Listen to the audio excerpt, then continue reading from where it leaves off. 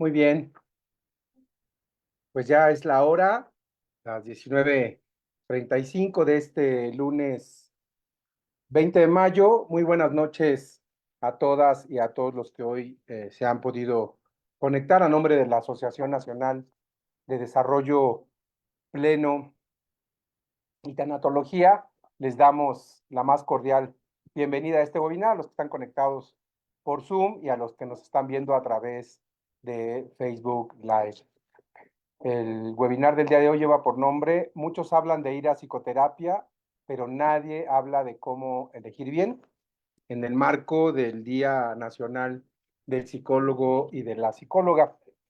Para la sesión del día de hoy, tengo el gusto de que nos acompañe en el día de hoy la maestra Esther Sánchez Gamboa, quien es presidenta de la Asociación Nacional de Desarrollo Pleno y Tanatología, es licenciada en psicología y maestra en psiconcología, además de recientemente haber obtenido el doctorado en tanatología, profesora de ANDEPTA, desde luego, y psicoterapeuta. También nos acompaña para platicar el día de hoy en esta charla el maestro Eber Misael Ramos Arango. Él es licenciado en psicología y maestro en clínica psicoanalítica, profesor de ya varios diplomados en ANDEPTA y desde luego psicoterapeuta también. Y un servidor, Lizardo González Hernández. La mayoría de ustedes ya me conocen, soy psicólogo, soy tanatólogo y también soy psicoterapeuta y acompaño pues adolescentes por lo regular en conductas de riesgo. Así es que pues vamos a comenzar, si me lo permiten. Hoy hemos intentado que este sea pues un espacio en el cual podamos darles a ustedes pues nuestra perspectiva muy personal, eh, no sin antes desde luego reconocer a todos y a todas las psicólogas de México, y yo me atrevería a decir de cualquier país en el mundo, pero en particular a los mexicanos, por esta gran labor de atender la salud mental de la población. Y pues además recordemos que con esta pandemia COVID-19 de la que apenas estamos saliendo, pues aumentó en gran medida los problemas y los trastornos mentales en todas las edades y en los diferentes géneros, desde luego, por lo que este webinar, pues lo que intentará es reflexionar sobre la necesidad de la atención psicoterapéutica adecuada y desde luego profesional. Así es que yo les iré diciendo pues más o menos de qué vamos a hablar, y ustedes, maestro Eber, maestra Esther, en la medida en que deseen ir participando, pues los tres iremos haciendo de esta plática. En principio, me voy a atrever a decir que necesitamos romper los estigmas respecto a los trastornos mentales, a ir al psicólogo, al psicoterapeuta, a la psicóloga, a la psicoterapeuta. ¿Por qué? Porque necesitamos ponerle mucha atención a la salud mental, ya que constituye desde luego una parte muy importante para el bienestar. Y empezaría con esta pregunta, eh, y voy a anteponer que con la contestación que demos, muchos estudios, muchas escuelas incluso han roto relaciones. Ha habido muchas posiciones respecto a cómo definir lo que hace a un psicoterapeuta o a una psicoterapeuta. Voy a poner algunos bullets, si ustedes me lo permiten. Serán los estudios, las horas de análisis, supervisión, el reconocimiento de los pacientes, la recomendación, el que estén cerca, el que tengan un título o una cédula. Y bueno, pues entre estas y más circunstancias que rodean a un buen psicoterapeuta, pues ha habido pleitos, rupturas entre instituciones incluso. Ha habido formación de nuevas escuelas y nuevas corrientes. Y bueno, pues esta pregunta la dejo en la mesa, maestra Esther. ¿Qué hace a una psicoterapeuta? Buenas noches a todos. Bueno, yo considero que una buena psicoterapeuta tiene conocimiento, manejo, dominio de la teoría que elige y que finalmente también logra adquirir la experiencia a través de su trabajo. Creo que hay muchos profesionales que se dicen psicoterapeutas, pero en realidad un psicoterapeuta es como específico en su ejercicio, porque eh, va a adquirir conocimientos teóricos durante la formación de psicología, va a adquirir conocimientos, incluso en algunas escuelas realizan prácticas supervisadas, eso es benéfico para el paciente y la misma sociedad, pero también tiene que adquirir conocimientos ya de una especialización por fuera que le permita manejar, que le permita moldear muchas cosas acordes al paciente, ¿no? En algunas ocasiones pensamos que el paciente se tiene que adaptar al terapeuta y en muchas ocasiones, o más bien yo diría que así no debe de ser, o sea, en muchas ocasiones el terapeuta se tiene que también adaptar al paciente. En muchos psicólogos he escuchado en esta parte de decir, el traje es a la medida, porque vamos a particularizar muchos aspectos de la persona para poder ubicar viablemente pues su diagnóstico, su tratamiento, su evaluación, su pronóstico y que finalmente nos permita a nosotros también adquirir esta práctica y esta evidencia de cómo estamos llevando nuestro trabajo. Es muy importante para el psicólogo documentar, llevar un registro de lo que viene siendo su trabajo y no solamente por términos de la parte legal, sino también para que uno vaya ubicando cómo va el paciente, qué aspectos hay que ponerle más en cuenta. Y bueno, creo que el psicoterapeuta, a partir de sus técnicas, de sus estrategias que va a aplicar, puede analizar qué tanto este trabajo lo logra manejar él de manera ética y profesional. Hay que tener en cuenta que no todos los psicoterapeutas funcionan para todos los pacientes.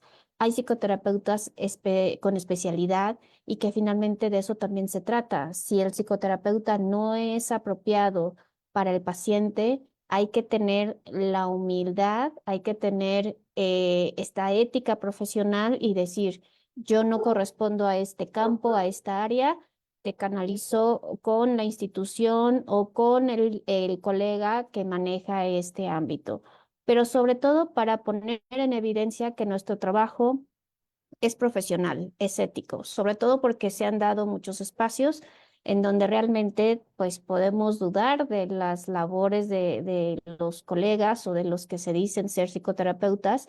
Entonces creo que es algo importante hacerle ver, sobre todo a los estudiantes, a los profesionales que van ejerciendo, que es muy necesario en la parte clínica documentar. Entonces, bueno. A ver, a ver qué comentan, digo, qué experiencias han tenido los compañeros, los colegas con respecto a encontrarse con dificultades al momento de la práctica, cuando las personas nos damos cuenta que pues no hay un buen ejercicio de la profesión. Muchas gracias. Voy a pasar con la misma pregunta con el maestro Eber. Antes de ello, más adelante seguramente llegaremos a los requerimientos legales para el ejercicio de la psicoterapia en la Ciudad de México, porque además cada estado pues regula esa parte a través de pues, ciertos reglamentos, desde luego, y de la Ley General de Salud.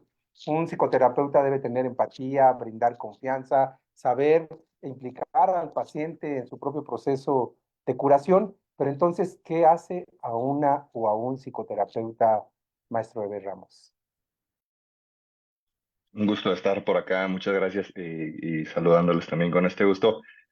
Un poco acompañando la participación de la maestra Esther, sí implica como estos pilares, ¿no? Que muchas veces nos comentan. Y a veces parto de lo técnico a lo experiencial, entonces pensaría que eh, está la parte profesional, o si entre profesionales reconocemos que se requeriría, ¿no? Incluso en asociaciones. Y está la otra parte, ¿no? ¿Qué es lo que dentro de lo social o las personas que no necesariamente están en el campo de las ciencias de la salud o no necesariamente están informados sobre el tema, podrían considerar como adecuado, ¿no? Entonces, partiendo de la parte técnica, pues efectivamente hay una formación necesaria, ¿no? De hecho, en la actualidad, desde las plataformas digitales se dan a la tarea de aclarar qué es y qué no es alguien que podría atender en psicoterapia, ¿no? Y una de las primeras aclaraciones es justo que va más allá de solo estudiar la formación en psicología, ¿no? Tal vez en ese punto dirían, ni me voy a la parte poblacional, ¿por qué no basta con solo estudiar psicología? Porque justo las herramientas teórico-prácticas las adquieres ya en un proceso dirigido, tal vez a una práctica propiamente clínica, ¿no? Que le llamamos, ¿no? O de psicoterapia, ¿no? Ahí hay me parecería a veces un hueco, porque incluso de este señalamiento que hace la maestra Esther, entonces es un psicoterapeuta el que atiende, sí, pero habría que ver cuál es el bagaje que tiene ese psicoterapeuta, ¿no? Porque han surgido diferentes perspectivas, ¿no? Que si es en términos de opinión o de lo que te gusta, es una cosa, ¿no? O sea, si de pronto lo que te gusta es creer en ciertas cosas, ok, pero sí habría que ver si eso eh, es pertinente dentro de una práctica profesional, ¿no? Y es ahí cuando encontramos ciertas situaciones. Uno de esos puntos al cual me lleva es no solo esta preparación profesional teórica, ¿no? Que muchas veces, por lo menos en México, sí pasa por un posgrado, ¿no? Incluso diferentes asociaciones para laborar en instituciones o clínicas, si te piden el posgrado, por ejemplo, ¿no? Y regularmente los posgrados están regulados digamos, bajo esta línea de tener una parte de prácticas clínicas, ¿no? De supervisión clínica, ¿no? Y luego aquí vendría otro elemento que se une, que es el propio proceso, ¿no? El proceso personal. Casi no digamos, pareciera que entre profesionales lo criticamos más que lo que realmente le dé lugar, me parece, en el grosso de la población. O sea, si suena bien y se escucha que sabe, con eso me basta, ¿no? Entonces suponemos un saber porque ya estudió un posgrado y no es así, ¿no? O sea, hay una cuestión personal que me parece que es donde, por lo menos en mi experiencia, es donde ves qué tanto y hasta dónde la teoría tiene pertinencia en ese contexto y con esa persona, ¿no? Y es cuando uno va y se cuestiona también esas cosas que, que, que son motivo de consulta, que son motivo de ir a terapia, ¿no? Y entonces, acá muchas veces digamos, en la formación, a la par, ¿no? Vendría un tercer elemento, por así decirlo, en la parte técnica que voy a hacer también hacia lo poblacional, que es, pues, quién escucha de mis casos, ¿no? O sea, quién escucha de cómo yo escucho, ¿no? Que le llamamos supervisión clínica. Y hay diferentes modalidades, ¿no? Tal vez esas las abordaremos más adelantito, pero fundamentalmente, o por lo menos en la idea que podríamos aterrizar, no es cómo el supervisor le va a decir de acuerdo al libro o de acuerdo a la teoría que intervino. O sea, sí está la parte técnica, pero sobre todo cómo lo vive el terapeuta, ¿no? O sea, que es justo en términos conceptuales, pues es como yo analizo mis resistencias, ¿no? Esta parte contra la transferencial o esto que a mí me provoca, no necesariamente es algo malo, a veces me recuerda algo de mi historia, no sé qué me recuerda, ¿no? Y de pronto en las intervenciones el supervisor puede leer que uno está interviniendo desde otro lugar que pareciera que se está moviendo desde esa escucha, ¿no? Del psicoterapeuta o analista, y eso es muy importante. A mí ese último punto, digo, vamos a andar en otros, pero me gusta mucho porque es una parte muy humana de nosotros como en la parte clínica, o sea, porque luego a lo social pareciera que no hay que sentir, no hay que, no, o sea, de hecho, la brújula con la que operamos sí tiene que ver con un corpus teórico, tiene que ver con una parte personal trabajada, ¿sí? Y que conforma esta manera de lo que yo creo pertinente desde esos pilares, ¿sí? Eh, y bueno, ya no es solo una opinión y no solo es un argumento, y hay diferentes variaciones de mi intervención. Eh, Ahora sí que en términos como muy aterrizados, pensaría yo, uno se hace caminando en la profesión y dándole vueltas a la profesión y de pronto no solo es la profesión, sino lo que, por ejemplo, no mentiremos acá, ¿no? O sea, incluso los diplomados que a veces nos permiten estos espacios de ANDEPTA sobre todo en tanatología, son bien fuertes, porque luego dices, oye, pues si acabo yo de pasar por una pérdida, o sea, tengo que estar como si nada y seguir atendiendo. Bueno, eso será una pregunta pertinente. O sea, habrá momentos, y bueno, maestros, yo pensaría que nos ha pasado, que hay periodos en donde uno dice, a ver, necesito un espacio, ahorita no puedo atender, ya sea por cuestiones personales, ya sea por una situación o evento importante, o incluso por cuestiones de agenda, ¿sí? En cuanto a una perspectiva de la práctica, ¿no? Entonces, me parece que yo agregaría a esto que muy a bien han dicho ustedes, que el psicoterapeuta y la práctica de psicoterapia o de psicoanálisis se hace considerando sobre todo la parte humana, ¿sí? O sea, no obviándola, ¿no? Porque creo que seguramente ustedes los verán, ¿no? Cuando van estudiantes, ¿no? Que apenas van en los primeros semestres o cuatrimestres, pues están estas como ideales, ¿no? De quiero ayudar, ¿no? Y está bien, no se le olvide que quiere ayudar, pero se va a encontrar con otras cosas que no solo es ayudar, ¿sí? O sea, y por eso reafirmar el ejercicio, incluso de la psicología, desde la investigación, ¿eh? Y pensando en la psicoterapia, pues se vuelve una convicción. Ahora, ahí, como bien decía el maestro Lizardo, pues de pronto, como buenos seres humanos y esta vena latinoamericana que tenemos, y esta influencia entre Estados Unidos y Latinoamérica, Europa, y todo eso hace que luego, pues, tomemos cierto partido por lo que una postura teórica tendría que ser. Y bueno, ahí efectivamente luego viene, no, es que dijo tal, y es que así tendría que ser. Y eso también luego golpea bastante el ejercicio profesional, porque es como entre todos, de acuerdo al paciente, se puede atender y la pertinencia de decir, oye, pues yo la verdad, por mi perspectiva o por lo que el mismo paciente me está diciendo, consideraría que acomodaría tal vez desde lo que yo estoy escuchando a otro enfoque, a otro profesional. Eso es muy válido, porque justo también pone un límite incluso a reconocer mi capacidad, ¿no? O el gusto, o sea, porque, y aquí pongo, porque sí nos van a servir mucho los ejemplos, y arranco con el primero, muy cortito.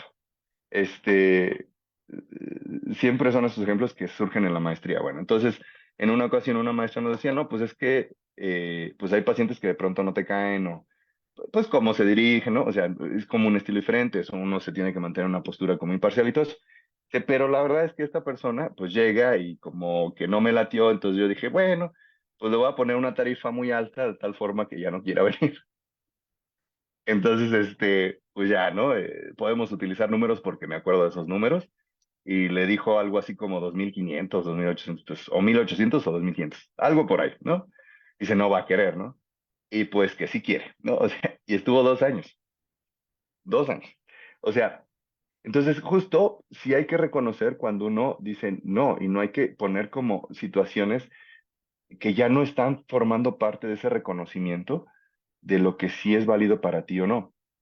Y aquí voy, o sea, no solo hay personas, sino discursos que pues no van con el estilo o la práctica clínica, ¿no? O sea, hay gente que puede escuchar de estafas, pero no puede escuchar de abusos. Y como clínicos es válido reconocerlo, o incluso de la muerte. O sea, hay veces y periodos donde uno dice, no, ahorita no puedo atender tal cual los procesos de duelo de otras personas, ¿sí? Y es ahí cuando uno reconoce, ¿no? Digo, y bueno, ya entraremos con otros aspectos que implica el pago y por qué es importante, ¿no?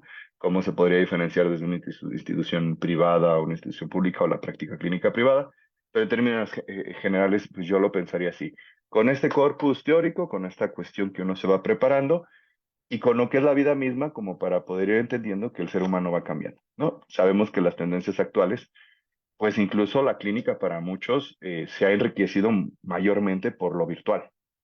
O sea, y antes, digo, no sé si les tocó a ustedes, maestros, pero había un recelo de eso, o sea, de, no es que tiene que hablar, no es que lo tengo que conocer. O sea, hay gente que ni siquiera vive en la ciudad y pues quiere atenderse y trabaja bien. Estamos en otras modalidades, ¿no? Que me parece que avanzaron mucho más de manera consistente que incluso la necesidad del trabajo a distancia a nivel mundial, ¿no? O sea, me parece que ahí sí, la psicoterapia dijo, yo de aquí soy, ¿no? O sea, y sí me mantengo así, distinto a, por ejemplo, actividades laborales tal vez ha costado un poquito de trabajo, a veces lo que le llaman home office, trabajo a distancia o cuestión virtual. Entonces, ahí yo lo pondría un poquito sobre la mesa. muchas gracias, maestro Esther, muchas gracias, maestro Ever. Les vamos a pedir a los asistentes y a quienes nos están siguiendo por Facebook que puedan poner sus preguntas, sus experiencias, porque pues realmente para eso es este webinar, para que podamos hacer una reflexión sobre qué es la psicoterapia. Y voy a poner otra pregunta sobre la mesa. Maestro Ever, si usted desea comenzar primero, es yo como paciente o como futuro paciente, ¿cómo puedo identificar las necesidades para ir con un profesional? Ya entendí, ¿no? Que un profesional en psicoterapia debe ser alguien que tenga una cédula, un título en el área, por supuesto, de la psicología, que pertenece al campo de las ciencias de la salud, que además tenga un posgrado y que este posgrado sea, pues, afín a la psicoterapia, no solo porque tenga una maestría y se vaya por literatura, diga, pues ya estoy listo para la psicoterapia, ¿no? No, que el posgrado sea afín hacia la psicoterapia. La experiencia, desde luego, que también es importante para que una persona pueda, pues, ampliar más en los campos desde la observación y la aplicación, ¿no? Y hoy, pues, que tenemos otras corrientes nuevas en las cuales debemos actualizarnos. La educación continua también me parece muy importante para un psicoterapeuta, ¿no? Estar enterados de, incluso de la inteligencia artificial, lo que está haciendo hoy en duelo y en otras áreas de la psicología, la distancia en la cual no aferrarnos a ver a la persona, como lo acaba de decir maestro, pero ahora, desde una persona que está teniendo síntomas, ¿no? Que sabe que algo le está pasando, pero que nunca ha ido, porque además también hablando de los estigmas, ¿no? No voy porque estoy, no voy porque soy, no voy porque la gente me ve o la sociedad me tacha. Entonces, quitando un poco eso, como persona, ¿qué debo de hacer caso para poder empezar a tener conciencia de que debo de dar el paso de buscar a un profesional?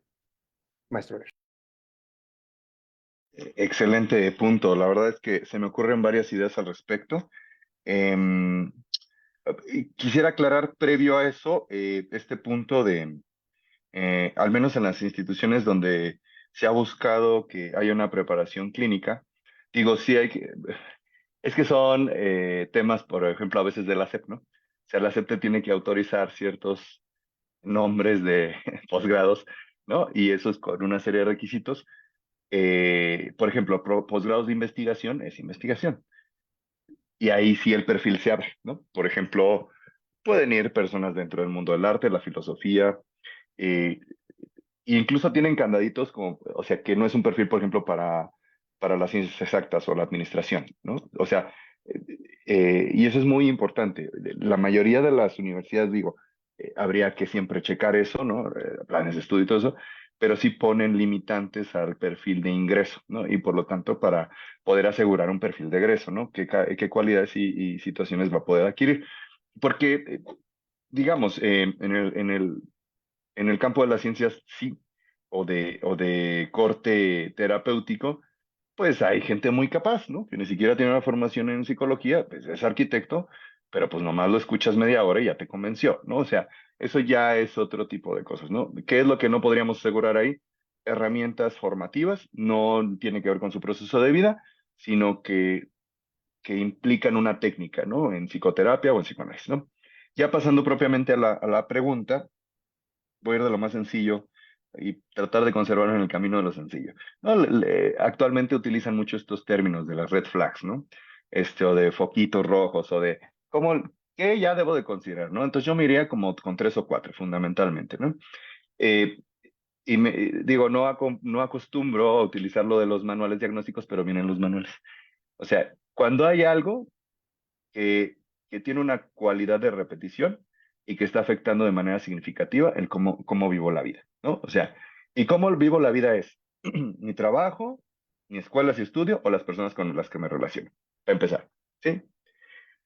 Si este periodo se ha repetido pero aumenta de intensidad o las sensaciones de malestar aumentan de intensidad o son sensaciones que eventualmente van a afectar la calidad de vida. Por ejemplo, los hábitos alimenticios, de sueño, ¿sí?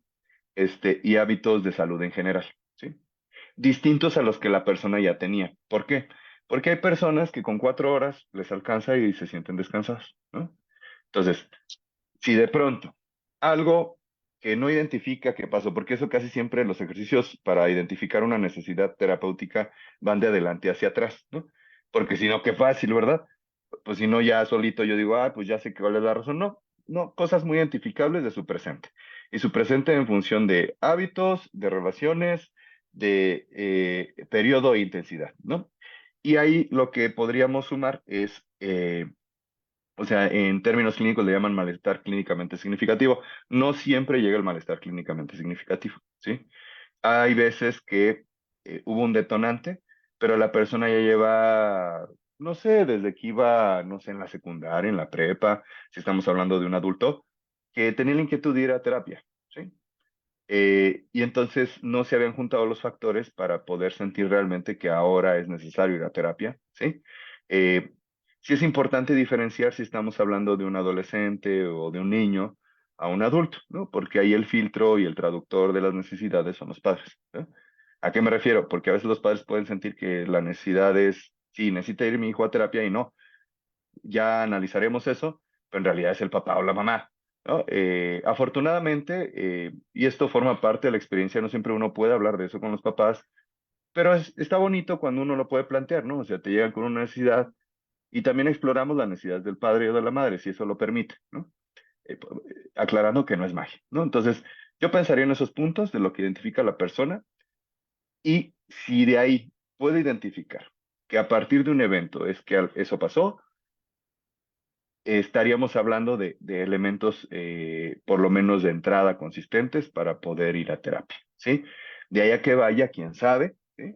Pero sí son esas cosas en donde o hay un patrón que ya se ha vuelto demasiado, eh, pueden entrar en la categoría de destructivo, ¿sí? O sea, tipos de relaciones y patrones de relaciones, ¿no? No, pues es que yo siempre así, pero ahora ya no aguanto, pero ahora ya elijo peor, pero ahora ya me siento peor, pero ahora ya siento que valgo menos. Esas variaciones de intensidad, ¿sí?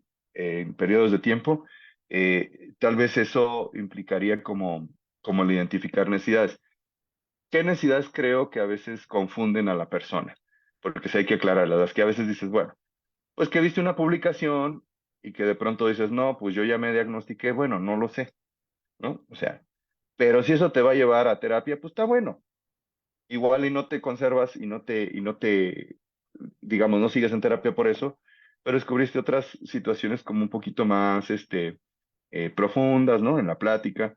Ahí voy de nuevo a la parte técnica, ¿no? El motivo latente y el motivo manifiesto, o sea, lo que la persona piensa, lo que la persona identifica en realidad y lo que al hablar se vuelve una verdadera razón de proceso de terapia. Sí, eso muchas veces solo se va a poder contrastar ya que habla con el profesional. Eh, la referencia profesional, por lo menos en el campo de nosotros, muchas veces surge porque, que es la maravilla de la transferencia, ¿no? Ay, yo lo vi en una conferencia. Ay, ¿no? Usted me dio clase, ¿no? Hay que dar valor a eso, ¿sí? Porque es como el amor a primera vista, ¿no? Ni conoce a la persona, quién sabe si es buena onda, quién sabe si solo te presentó esa imagen, y hay una confianza, algo parecido a la confianza que se deposita ahí, que a la persona le hace ir y sostenerse, ¿no? Cosa que no nos es ajena en este campo, ¿no? Entonces, identificaría eso desde el momento de la persona, y si eso, porque también es cierto, o sea, si identificamos la necesidad y ya está todo como para poder ir a terapia, hay obstáculos para ir. Muchas veces eh, las condiciones familiares son las que no propician que haya un proceso, ¿sí? Y no hablo de lo económico, ¿eh? O sea, hablo de la parte ideológica que, por ejemplo, maestro Lizardo, usted decía, no, pues es que hay que desestigmatizar y cuántos años llevamos sensibilizando a la población, ¿no? Ya están agarrando una forma como de moda, ¿no? De está padre ir a terapia, ¿no? Está bueno, venga usted a terapia, el chiste es que venga, ¿no? Ya va a descubrir qué tanto está buena onda y qué tanto no, ¿no? Pero me parece que es parte de ese ejercicio de desmitificar o desestigmatizar, ¿no? Por ahí lo dejaría yo. Muchas gracias. Eh, los problemas los rebasan, la tristeza, hablábamos de tiempo y de intensidad, eh, sentir un profundo dolor e incluso ha habido investigaciones en las cuales el dolor emocional puede convertirse en dolor tisular, ¿no? Llevarlo a alguna parte del cuerpo, desde luego, pues, las pérdidas que en eso hemos trabajado en los últimos años. Maestra Esther, eh, ¿cómo y qué más de estas flechitas o banderitas rojas podemos identificar en una persona para que pueda asistir con un psicoterapeuta o una psicoterapeuta? Yo creo que es como, bueno, mucho de lo que dice el maestro Eber, que aparentemente ya es como moda, pero creo que la pandemia vino a generar un antes y un después. La pandemia vino a fortalecer toda esta parte de lo que implica el ser humano en diferentes situaciones, contextos, las fortalezas que puede adquirir, las debilidades que puede tener en diferentes contextos. Pareciera que la familia era un espacio seguro y durante la pandemia se descubre que a veces la familia es un espacio inseguro, ¿no? Entonces, es algo tan relativo que de repente uno dice, bueno, ¿cómo estaba yo antes de la pandemia y cómo soy? Y se fueron descubriendo muchos aspectos de salud mental durante la pandemia en diferentes familias, ¿no? Desde niños, jóvenes, adultos, adultos mayores. Entonces, yo creo que algo que es importante destacar, como decía el maestro Misael, es el motivo del por qué voy a consulta, ¿no? Para las personas pudiera ser un conflicto, pudiera ser una condición incómoda, una situación que ya está en el límite de sentirse bien o de ¿cómo te diré?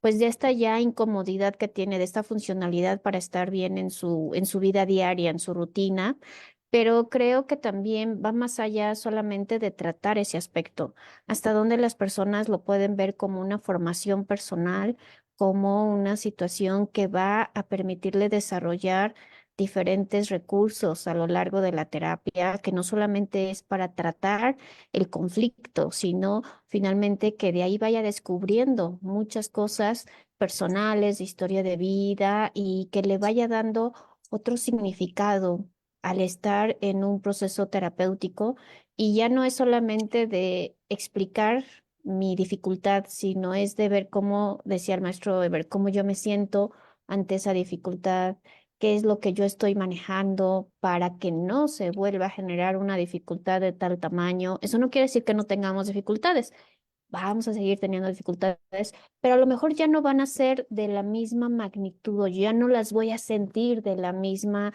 intensidad. Entonces, creo que el trabajo del psicoterapeuta es importante, pero también me voy ahí al otro lado como gremio, en el sentido de que tanto nosotros los psicoterapeutas generamos un trabajo profesional y ético que le permita al otro confiar. En muchas ocasiones no es que vean tu post en las redes sociales y digan, voy a ir con él, sino es por recomendaciones. Ah, me recomendó fulanito porque ya estuvo con usted. O me recomendó el maestro que la conoce y va a estar ahí con usted, ¿no? Entonces, el hecho de que también nosotros generemos esta parte de confianza, de seguridad de nuestro trabajo hacia el otro, porque es muy delicada la salud mental. Realmente las personas van en un estado vulnerable.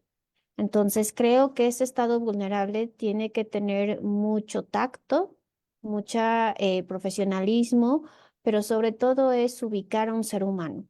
Entonces, nuestro trabajo es siempre generar las condiciones para que ese ser humano pues esté lo más viable posible, ¿no? Entonces, creo que algo necesario que nosotros tenemos que considerar es que como psicólogos nunca se deja de aprender. Constantemente aprendemos y eso es lo que le devolvemos al paciente, ¿no? Entonces, pareciera que saliendo de la universidad todos los psicólogos ya pueden estar dando psicoterapia, aún con posgrados, se siguen preparando. Entonces, creo que el aprendizaje del psicoterapeuta en función o para beneficio del paciente es importante que se vaya preparando capacitando, porque los tiempos son diferentes, las generaciones son diferentes, vienen con diferentes problemas, dificultades. Antes no nos hubiéramos percatado de que el problema de las redes, de los juegos, fuera una dificultad para las personas. Y hemos visto que eso ya está limitando mucho la parte social. Entonces, muchas personas que están creciendo con esta generación tienen dificultades sociales y es donde no pensamos que es normal que una persona o un niño tenga acceso a los 2 años, 3 años a una tablet o un teléfono y no nos damos cuenta de todo el daño que les estamos generando. Hace poco tuvimos a una profesional, psicóloga creo que era en un webinar que nos decía que por lo menos en un niño de 0 a 3 años solamente podía tener la tablet o el teléfono 20 minutos cada semana. No era diario, cada semana. Entonces, y eso no lo consideramos. Entonces, no solamente es tratar al paciente, sino también es educarlo, es formarlo en diferentes aspectos para que pueda llevar una vida pues más viable. Muchas gracias. Me gustaría abordar el tema, y sé que este tema da para muchos webinars, incluso para hacer un diplomado, por supuesto, o hasta una maestría, porque me gustaría abordar el tema, y ya lo tocó el maestro Eber, con respecto al costo alto, el estereotipo del psicoterapeuta, el que vende en la red, ¿no? El que recomiendan porque salió en la televisión, porque tiene 6 libros, y ese, no importa que no haya estudiado psicología, pero yo quiero ir con él porque me va a regalar una fotografía. Hablemos de este estereotipo que también las personas se desorientan, ¿no? Y si estamos hablando de escoger a un buen psicoterapeuta, el estereotipo, las redes o todo lo digital que hoy vemos en un celular, en una computadora, en la televisión, y que nos llevan desgraciadamente a irnos. Escuchaba yo a una persona dando un consejo de, si quieres ir al psicoterapeuta, ve al que tengas más cerca. Eso es lo más efectivo, decía, y ve con el que cobre más barato. Con esto los dejo para poder abordar el tema ético, desde luego, y de la beneficencia con respecto a si lo Me barato y lo avisas, cerca Luis. es lo mejor ¿Qué para ir a película te terapia. Ah, qué padre. ¿Otra vez? Es como la cuarta. ¿Pero no lo has visto? Listo, ya silencié a Verónica. Adelante, entonces, ¿qué opinan de este estereotipo que se ha hecho sobre los psicoterapeutas? Yo creo que es el estereotipo en muchas profesiones, no solamente del psicólogo, sino realmente se da en muchas profesiones, pero en realidad creo que es también mucho de lo que decía el maestro Eber, o sea, ¿cómo me siento yo con el terapeuta? Hay ocasiones en que estos terapeutas, digo, dan cierta confianza porque ya hay un nombre, ya hay un renombre, ya hay cierta seguridad por parte de esta trayectoria profesional y eso está muy bien, está excelente, pero en realidad yo también lo generaría o lo pondría en duda en el sentido de costo-beneficio, o sea, hasta dónde este costo realmente es dado para poder manejar esta terapia y que sea eficaz, ¿no? Creo que ahí no tendría que ver como mucho este costo, sino cómo yo realmente me siento con el terapeuta.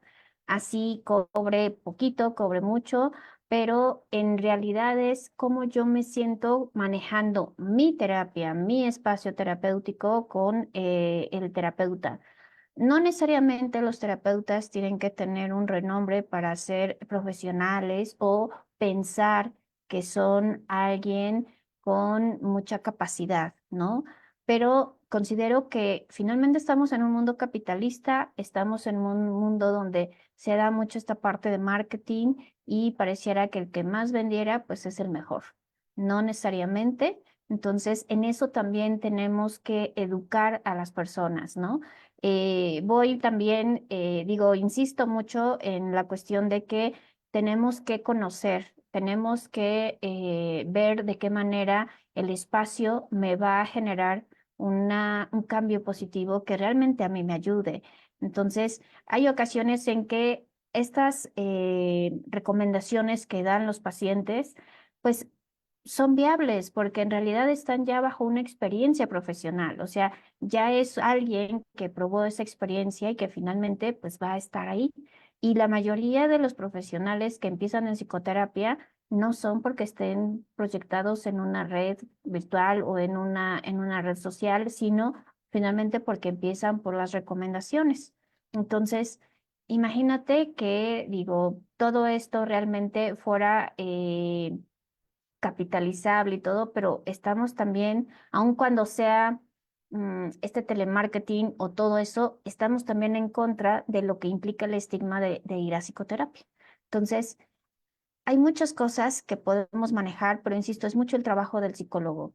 Entonces, necesitamos trabajar en conjunto. Hay corrientes en donde se manejan bajo evidencia, hay corrientes que finalmente es conforme a la experiencia personal y bueno, para todo hay, pero lo importante es cómo el paciente va avanzando en su bienestar. Creo que esa es la mejor forma de poder evaluar a un psicoterapeuta. Excelente, excelente. Sí, me, Adelante. me deja pensando, muchas gracias. Algunos puntos. Este último que comenta la maestra Esther, eh, sé que no estamos intercalando las preguntas, pero yo ya las leí, o sea, leí las que están en Facebook. Es un comentario y hay dos comentarios aquí en el chat. Entonces, me voy a permitir conectarlos con la pregunta y la intervención que hicimos. Adelante, Eh, adelante. esta última intervención de la maestra Esther se conecta con una pregunta que está aquí en Facebook. Bueno, un comentario dice, como paciente, ¿cómo saber a qué modelo terapéutico buscar para iniciar la terapia?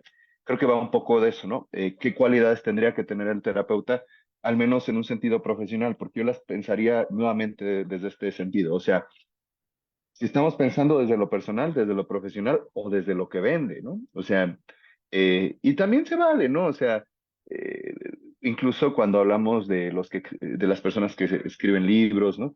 Sí tiene mucho que ver cómo se presentan en la sociedad. Y creo que el cómo presentarse, hay personas que les llama y hay personas que no. Desde ahí podríamos identificar, incluyendo pues tal vez esto de los modelos. Es interesante porque hay personas que tienen una capacidad de comunicar extraordinaria, aunque no tengan una formación. De hecho, incluso de manera muy interesante lo hacen, pues por cómo lo han vivido, ¿no? O sea, eh, hay personas que son coaches de vida y así. Eh, Desafortunadamente hay ejemplos variados para pensar por qué surgen esos personajes cuando digamos, cuando apuntan a una necesidad que ni siquiera va a ser cubierta. ¿Sí? Gurús, ¿no? Y que hemos visto sobre todo algunos personajes que no necesariamente se mueven solamente en el terreno social, sino en el terreno hasta de la farándula, ¿no? Eh, y fundamentalmente, aunque estemos hablando de uno u otro, o el que sea profesional o no, es cuál es la necesidad que estamos apuntando a nivel social, ¿sí? Entonces, cuando llega un personaje, incluso no me voy a meter en otros temas, pero cuando llega un personaje mesiánico, ¿no? Es muy, digamos, es muy tentador seguirlo. Y pues si de pronto ese personaje tiene un discurso terapéutico, pues mucho más. O sea, porque dicen, no, este se la sabe. Regularmente son los que no tienen tiempo, ¿eh? O sea, incluso no sé si, de verdad, o sea, porque no sé si a ustedes maestros les pasó, pero seguramente ustedes admiraron maestros, siguen admirando maestros de la carrera y de la universidad de posgrado y todo eso, y nunca tenían tiempo. O sea, esos grandes nombres, los que aparecen desde la UNAM, o sea, es bien sabido que hasta las clases, pues a veces ni siquiera pueden ir ellos, ¿no? Y también se presenta en esta parte del terapeuta, o sea, a ver, voy a ser un poco simplista. ¿Con quién ir? Pues con quien tenga espacio para empezar, ¿no? Que cumpla o que conecte con estas características, sobre todo profesionales, ¿sí? Hay personas que son más directas y te lo preguntan, oiga, pero ¿usted en qué tiene formación y cuál es su esquema? ¿Cómo trabaja? Sí, perfecto. Que me pregunte. Al final no se va a sostener por eso, se va a sostener por lo que interpreta de su historia y que proyecta en mí, que es uno de los aspectos fundamentales en términos generales de psicoterapia, de por qué una persona elige, ¿no? O sea, algo de la historia siento que resuena y es escuchado en esa otra persona, ¿sí? Eh, de ahí a pensar nuevamente en esta pregunta de qué modelo terapéutico, eh, por lo menos en mi caso es más fácil identificar cuando hablo de estudiantes, ¿ok? Y ahí me parece que sí hay sectores dentro de lo poblacional que facilitan encontrar un terapeuta, ¿ok? O sea, el sector educativo casi siempre te va a dar versiones variadas, recomendaciones diversas para poder ir. El sector incluso laboral, por esta cuestión incluso de la NOM y de la clima laboral y de no todo esto adecuado, incluso que se fortaleció en la pandemia, va a dar como la pauta, es decir, como que ya van a tener un poco más de conocimiento. El sector que yo veo más complicado para elegir un terapeuta es cuando hablamos del sector social familiar. O sea, si no tienes conocidos psicólogos, todo eso, pareciera que la búsqueda pudiera tener aspectos menos cubiertos, ¿no? No por conocimiento, sino porque muchas veces hay ciertos aspectos que solo el profesional o el psicoterapeuta puede identificar de la praxis del otro. Atención, no es meterse en la praxis del otro, pero te das cuenta cuando te llega el paciente. Yo fui con tal y dijo tal y así y así. Y pues como diría, yendo a citar cosas de memes, pues aquí no hacemos eso, ¿no? O sea, ¿no? Y no solo por la parte profesional, sino porque, fíjense, estamos muy tentados, maestros, a decirle incluso a los pacientes que pues tal vez no tuvieron una buena experiencia, que tal vez fueron objeto de una mala praxis, ¿ok? Yo entiendo que habría que haber una forma de cómo se le dice, ¿no? O sea, porque al final lo eligió y al final estuvo en un lugar, pues que a veces no se olvida, ¿verdad? O sea, no es que deje, no, entonces esa parte es muy importante pues de alguna manera estas cualidades distinguirlas por parte de la persona. Si es lo personal, ¿con qué más te vas a poder sostener esa persona desde su escucha? ¿No? Porque eso es lo que pasa, ¿no? Ah, pues es que esto es lo otro, pero ya que voy a terapia no me escucha. Bueno, eso es un foco. O sea, siento que no me escucha. ¿Ya le dijo? No, no le he dicho nada. Bueno, pues dígale, ya sea para concluir el proceso o para poner sobre la mesa lo que está pasando. Digo, hay un ejemplo, vamos con ejemplos, ¿no? Este, eh, dentro de este mundo, incluso psicoanalítico, de pronto uno se entera que cuando no eran touch los celulares, ¿no? este, pues estaba la persona, colega, y estaba en análisis y de pronto escucha unas teclitas. Y pues se voltea y entonces ve que, ¿no? Creo que eso pasa porque incluso yo lo he visto, ¿no? Yo en mi propio proceso digo, está respondiendo mensaje. Pero eso fue tan significativo que dijo, no me está escuchando. Y no solo por esto, ¿eh? No solo por el sonido, sino porque ya han habido otras cosas que siento que no buscan, ¿no? Bueno, y eso es muy importante de cuidar. ¿Qué es lo que el paciente yo le puedo ofrecer de acuerdo a lo que considera que es importante? Si hablamos de un sentido del humor un poco particular y el paciente no ni siquiera es cercano a eso, pues es parte del estilo del terapeuta, ¿no? Si el estilo del terapeuta prefiere que sea una persona que guarde más silencio que hablar, también forma parte de esas cualidades, sí profesionales, pero de la forma de ser de ese profesional. Sí es muy importante porque hay personas que sobre todo en adolescentes, ¿no? O sea, acompañarlos con preguntas, oye, ¿y qué más te gustaría? Oye, sí es cierto, incluso con alguna cuestión como del orden del chiste, les ayuda muchísimo. Y eso sí quieren. Y no tiene que ver con que sea más o menos profesional. Es la forma de ser de la persona que dices, no, o sea, yo sé que pues probablemente sí sepa, pero pues nomás me dejaba hablar. Yo he escuchado muchísimo de muchos pacientes eso, ¿sí? Entonces, habría que ver si uno incluso puede adaptarse a eso.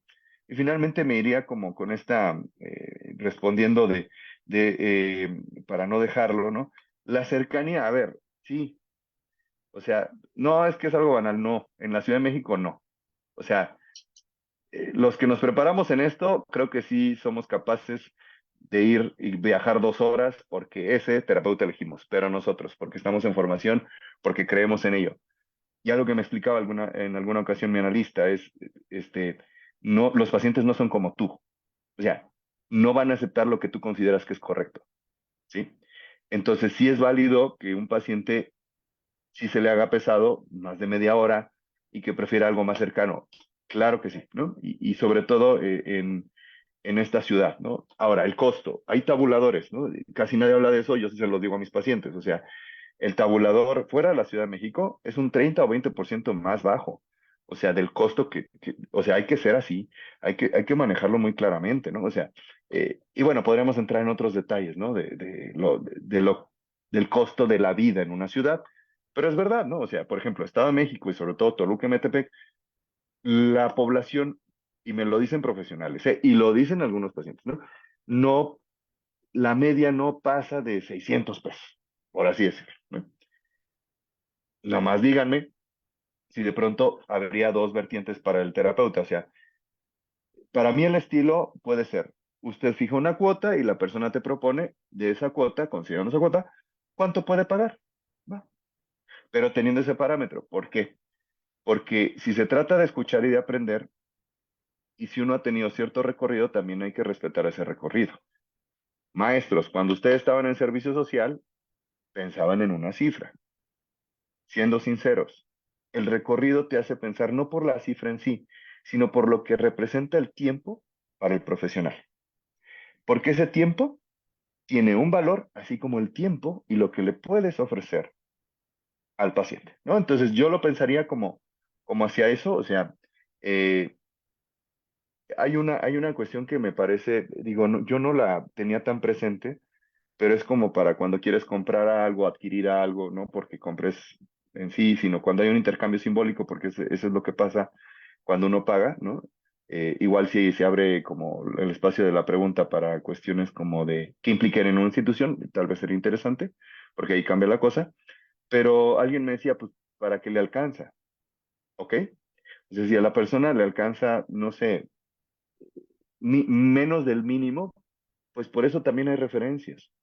Los psicoterapeutas, ser sinceros y yo, no, tengo un grupo, tengo una asociación, y cuando el paciente por ciertas condiciones no puede cubrir lo mínimo necesario de eso que estamos pensando en intercambio simbólico, pues bueno, lo referenciamos y lo van a tratar muy bien también, ¿sí? O sea, sí aquí ayuda mucho lo de las referencias, ¿no? O sea, aquí un poco también pensaba en esta cuestión de que nuevamente ningún enfoque es más que otro.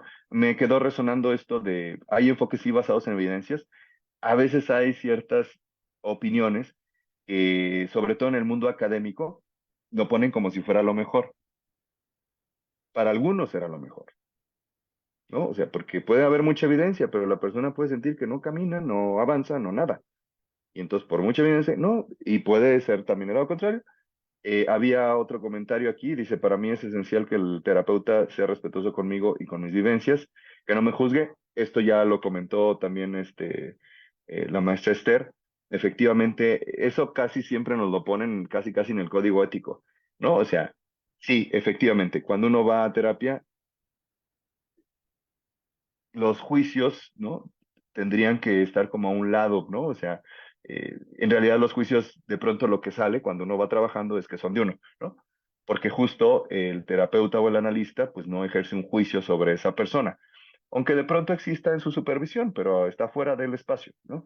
Y bueno, aquí comentaban, ¿no? Actualmente diferentes personas sin tener la profesión en psicología se promueven como terapeutas o coach de vida, lo que comentamos, que es un problema ético y de malbaratar la psicoterapia. Yo ahí, ok, esto es una parte ideológica, pero lo más grave de eso es que cuando hubo este oleaje del coaching coercitivo es vamos a darle con todo, ¿no? Estoy siendo muy simplista, ¿no? Pues de pronto brotas personas, de pronto no hay, porque ahora ya se respalda en un aviso de privacidad, ¿no? Ah, bueno, si usted tiene una condición, y yo me hacía la pregunta, ¿y si la persona no sabe que tiene una condición?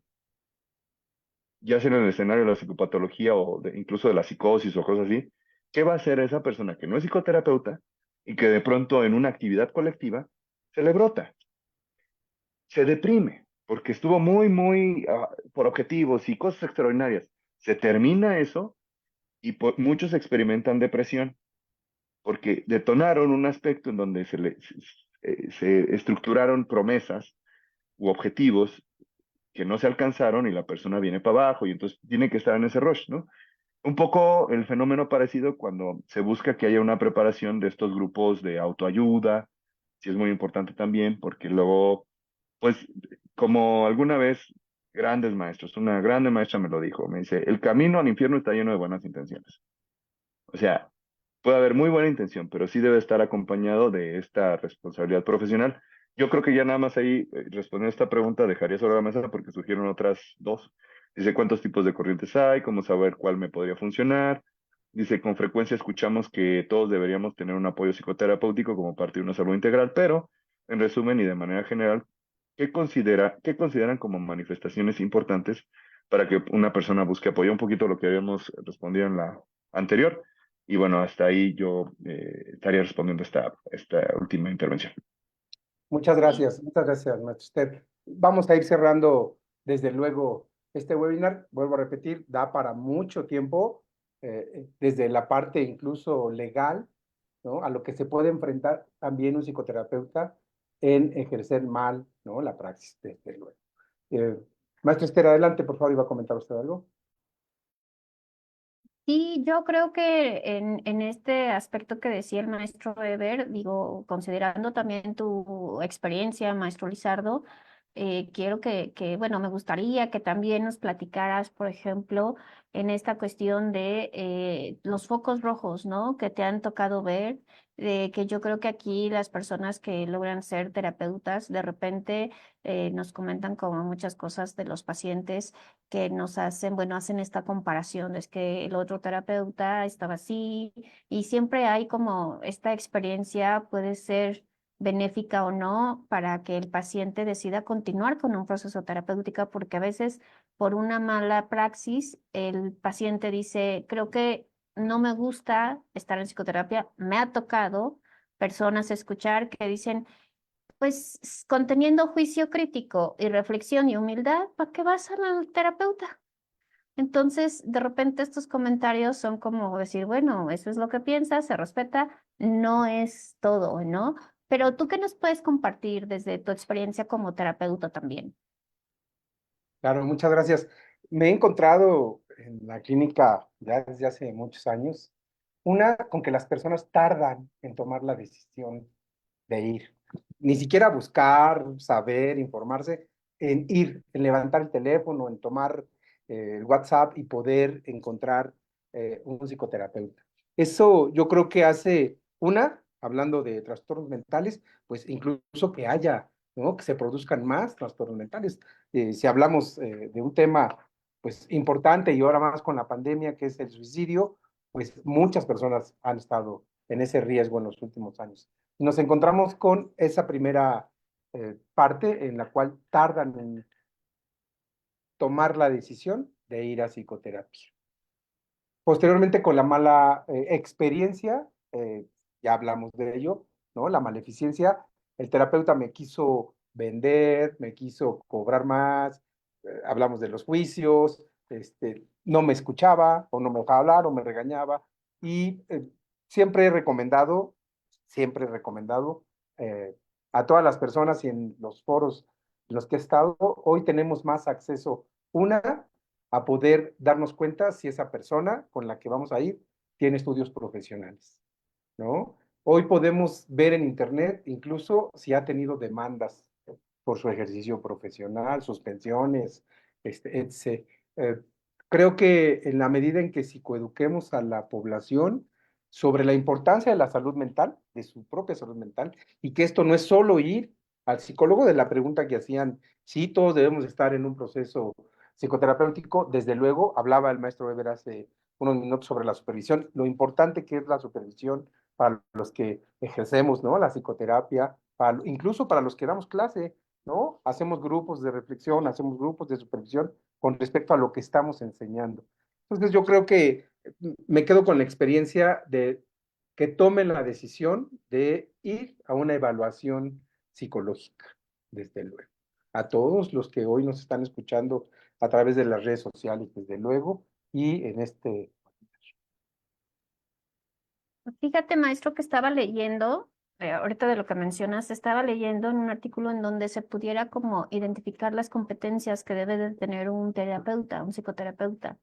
En diferentes, digo, países se han manejado en cuestión, por ejemplo, ya de colegios que certifiquen que las personas tienen estas competencias para poder tener el título de psicoterapeuta. Está en Perú, está, me parece que también en Colombia. Entonces, de repente aquí no sé si haya ese tipo de instituciones certificadoras, pero lo que sí es que a lo mejor no sé qué tanto eso disminuya un poquito, ¿no? Personas que realmente se dicen psicoterapeutas y que generen como esta mala imagen hacia lo que es el profesional de la psicología, porque pareciera que la psicología es muy fácil, tan es así que se han abierto muchas instituciones privadas, colegios en donde dan la carrera y que de repente es como decir, bueno, es sencillo, es fácil, pero nos estamos enfrentando a un ser humano con todo lo que implica su complejidad mental y física, porque considerando que somos seres integrales, físicos, sociales, psicológicos y espirituales, en toda esta parte integral que nosotros tenemos, no consideramos que el ser humano sea como este ser complejo que implica un estudio, que implica una valoración, que implica pues el ubicar que realmente pueda avanzar. Entonces, cuando yo leo esto, ¿qué tan benéfico sería como generar esta certificación de competencias y no solamente para generar un estado de seguridad hacia la población, sino también como un estado que le permitiera al psicólogo saber que está en ese camino, en esa buena profesión? Y bueno, con lo que dices, ¿no? Hay eh, ¿qué sería de un órgano regulador sobre esta parte? Sobre todo porque hay mucha divergencia de la carrera de psicología. Y me he encontrado con alumnos que en realidad no es realmente la carrera de psicología, pero bueno, estamos en este mundo capitalista, como lo he mencionado. Sí, existen ya muchos esfuerzos por parte de colegios, de agrupaciones de psicólogos para certificar las competencias en psicoterapia. Eh, Desgraciadamente, y hablando del capitalismo, por supuesto, hoy escuchamos en todas partes la certificación desde tu casa y las 24 horas puedes accesar y no importa que no seas psicólogo. Debemos de tener también cuidado como profesionales hacia dónde vamos, ¿no? Tener la responsabilidad, si hablamos de esta ética profesional, la responsabilidad de ejercer, desde luego, una certificación con un grupo regulador reconocido a nivel nacional. Eso es muy importante. Y ya existe un colegio de psicólogos, un colegio nacional que hace esas certificaciones cada 5 años y que en estos 5 años tu educación continua va generando ciertos puntos para que puedas tener la recertificación por otros 5 años más y por otros 5 años más. Y así durante todo pues, el tiempo que tengas como profesional ejerciendo. Así es que, bueno, pues invitamos a todos los profesionales en psicología y que se están formando en psicoterapia, que vayan y que acudan desde luego a este tipo de certificaciones, pero serias, serias y profesionales, desde luego. Hay una pregunta aquí de Noemí Montanés, dice, cuando transfiere un psicoterapeuta a un psiquiatra. Maestro Eber, ¿lo quiere responder? De hecho, Adelante. sí, justo estaba respondiendo por escrito. Muchas veces hay algo que se llaman primeras consultas, ¿no? Que dependiendo de si el paciente o la persona se mantiene en ese proceso, pues ya forman parte de sus sesiones. En realidad, estas primeras consultas psicoterapéuticas son muy importantes para que de alguna forma, justo al escuchar la historia del paciente, sus situaciones y su problemática, uno pueda ubicar qué tipo de apoyo se requiere. Ahora, eh, qué bueno que hace esa pregunta porque antes de que nos vayamos, sí es importante establecer un encuadre terapéutico, ¿no? O sea, hasta dónde el terapeuta dentro de su ejercicio garantiza, o no por garantía, sino qué es lo que ese espacio va a implicar y qué condiciones mínimas son necesarias para que una persona vaya. Al menos hay dos en general, ¿eh? Eh, la primera, la integridad del paciente, y eso se suma la integridad de cualquier otra persona. Si eso no está asegurado, ¿no? Habría que repensar cuál es la pertinencia de que una persona se pueda sostener en un espacio terapéutico. ¿A qué voy? A que de pronto, cuando, dependiendo de la naturaleza del caso o de la situación del paciente, eh, habrá pacientes que requieran un poco más una red de apoyo cercana, ¿sí? Habrá pacientes que no. Pensando en esta red de apoyo, dependiendo de los síntomas, sobre todo los que tienen que ver con el sueño, son característicos, ¿sí? Y sobre todo los que implican imperativos. No me voy a meter en como cuestiones más específicas, pero donde haya algo que diga, es que lo tengo que hacer y no lo puedo dejar de hacer. Eso, ¿no? O sea, que es la naturaleza del síntoma, ¿no? Ya veríamos y ahí se evalúa, oye, pues cuando te pasa, cómo te pasa y todo esto.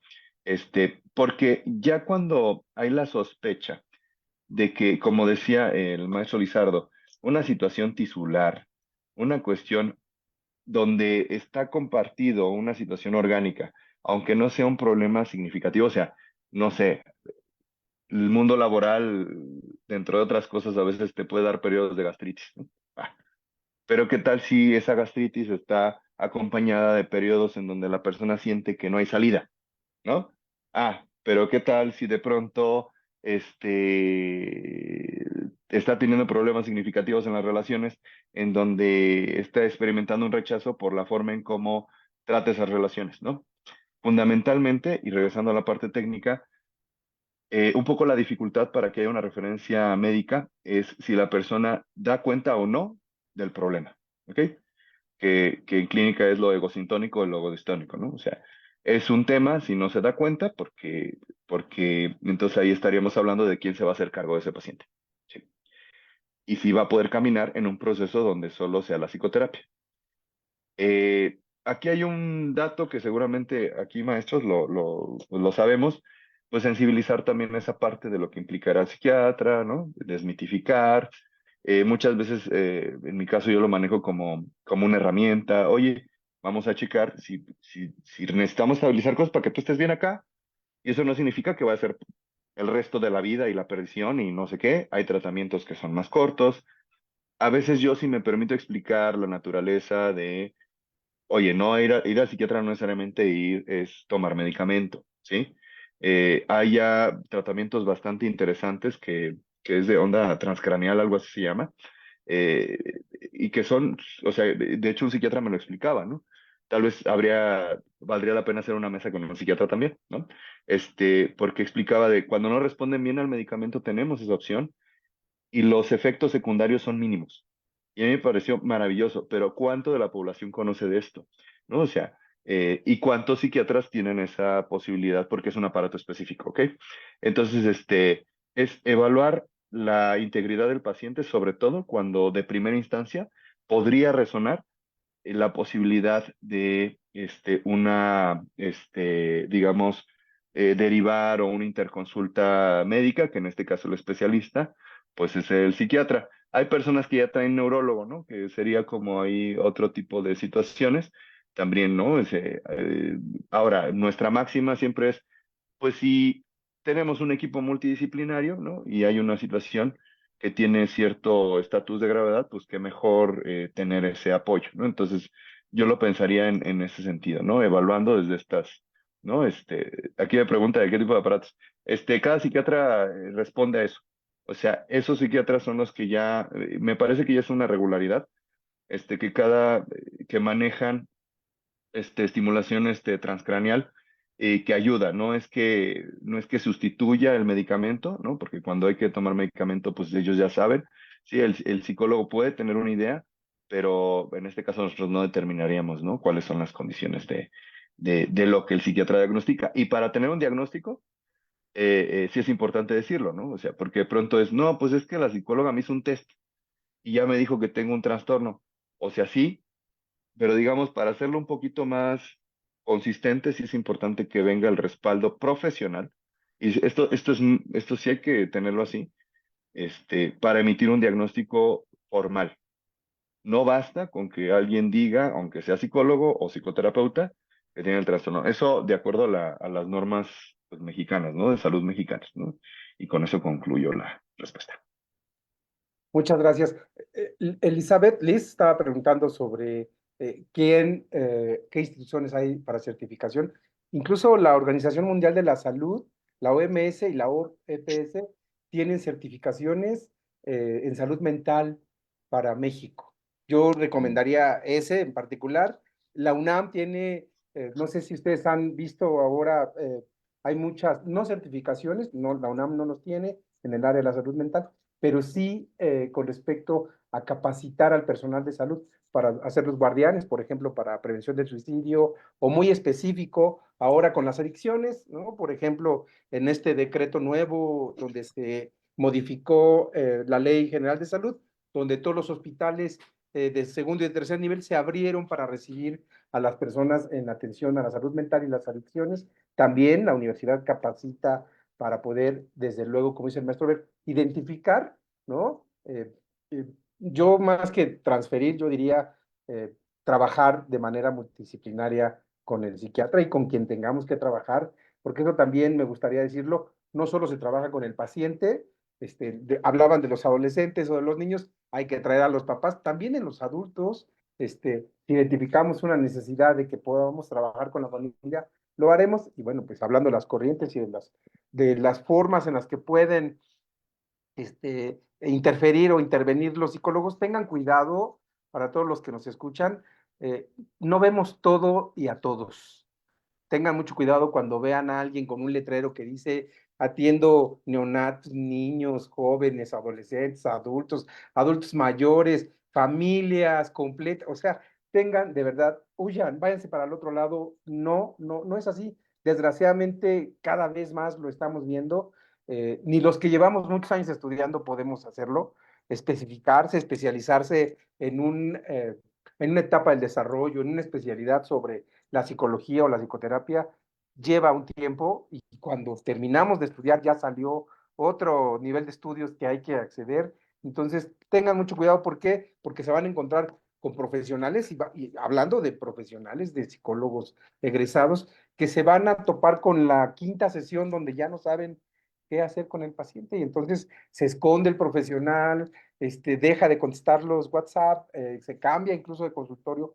Tengamos mucho cuidado. Y eso va, desde luego, y lo digo categóricamente para todos los estudiantes de psicología, tengan ese compromiso con los pacientes. Saliendo de la licenciatura, no vayan a dar psicoterapia, por favor. Especialícense, tomen un posgrado, sigan en educación continua. ¿Para qué? Pues para el mejor beneficio de la población. Muchas gracias. Y me voy a atrever a decir estas palabras, maestro Eber, hoy, 20 de mayo, Día Internacional, perdón, del psicólogo y de la psicóloga. Quisimos en Andepta, tenemos en puerta un taller de tanatología y pues queremos sortear entre las personas que nos están viendo el día de hoy en este webinar y a través de las redes sociales, a las primeras 3 personas que envíen un correo electrónico a andepta.sc@gmail.com con sus datos, con su nombre y con su número celular, los van a contactar para darles una beca al 100% para este taller que comenzamos en junio. La premisa sería que lo necesiten en principio, ¿no? De los que están hoy aquí, ya escucharon, ir a terapia, ya vieron las banderitas rojas, lo que uno puede estar pasando, lo que uno puede estar experimentando. Este taller que tenemos ya casi lleno, tenemos unos lugares que hoy queremos, a manera de agradecimiento, maestro Eber, a todas las personas que nos siguen y con los principios que rigen Andepta, poder ayudarle a 3 personas que por favor envíen sus datos y se van a contactar con ustedes para enviarles los datos de conexión de este taller y la información necesaria de cuándo empieza. Será los miércoles a partir de junio y terminamos en la primera semana de julio. Así es que les voy a poner el correo electrónico ahorita en el chat para que lo vean, pero la premisa sería si alguien de aquí o de las redes sociales cree que lo necesita y desde luego sean bienvenidos. Muchas gracias. Muchas gracias, maestro Eber, muchas gracias, Esther. Un gusto. ¿Quieren concluir Muchas con algún gracias. comentario, por favor? Y hay una persona que levantó la mano, Elizabeth. La dejamos que participe, después terminamos cada uno con un comentario, por favor. Adelante, Elizabeth. Sí, muchas gracias. Es súper rápido. Nada más para se fue un poquito como mi conexión. Y del taller que nos mencionaban, ¿es un taller para dolientes o es un taller para profesionales tanatólogos? Sí, es un No taller, entendí muy bien. es un taller para personas que están en duelo, Qué Elisa. bonito, sí. Es un Ok. taller que hicimos, voy a decir los datos brevemente. El taller es sobre tanatología, empieza los miércoles del 5 de junio al 3 de julio, solo los miércoles de 19:30 a 21:30, y bueno, por supuesto se abordan estrategias y técnicas de la tanatología para poder encontrar una sanación con respecto a alguna pérdida significativa. Así es que, pues bueno, por supuesto, ya les puse el chat, en el chat del correo electrónico, y maestra Esther, para cerrar este webinar del día de hoy, por favor. Pues agradecerles a todos su asistencia. Realmente es un gusto estar aquí, pues con todos las personas, con el maestro Ever, con el maestro Lizardo. La verdad es que a mí en lo personal me encanta la psicología. Siempre que escucho a mis colegas aprendo mucho. Entonces uno se da cuenta que hay muchas cosas por aprender. Y bueno, también creo que todo lo que hemos visto lo consideren al momento de elegir su terapia. Creo que no hay mejor momento para acudir a la terapia cuando ustedes sientan alguna situación incómoda en su vida, en cualquier área, social, laboral, personal, familiar. Entonces, creo que llevarán un buen aprendizaje, llevarán un buen conocimiento de sí mismos y sobre todo van a comprender muchas cosas de su historia que finalmente les va a permitir generar cambios para avanzar en su bienestar. Agradecerles su atención y bueno, pues muchas gracias y buenas noches. Muchas gracias, maestro Ever. Muchas gracias por la invitación y qué bonita y grata sorpresa esta posibilidad de que haya algunas personas que se puedan integrar. Ahora sí que aprovechen. Y pues bueno, ahora sí que que estos espacios sirvan, ¿no? Para que podamos gestionar pues claro que aportar, ¿no? A la sociedad, agradeciendo mucho la presencia también de nuestro auditorio, en la transmisión también de Facebook. Y pues bueno, ya saben, yo de pronto vaya andando ahí con los tiempos, pero dichoso y gustoso de poder, qué mejor celebrar como parte de esto del Día del Psicólogo, que estando aquí con ustedes, maestros, que estando aquí con el auditorio. Y pues bueno, estamos al pendiente de los demás espacios que surjan. Muchísimas gracias a todos.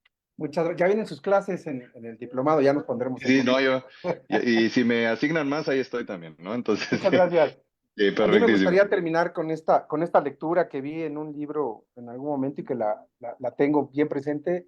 Y dice, la psicoterapia es ver más allá de lo que ven nuestros ojos, escuchar más allá de las palabras y de los silencios que puede hacer el paciente o la paciente, es conectar con el otro o la otra y ayudarles a salir del dolor, el sufrimiento o su crecimiento, acompañarnos. Así es que muchas gracias, gracias a todos por su tiempo y estamos en contacto. ¿Les parece? Muy pronto volveremos a ver en otro próximo webinar.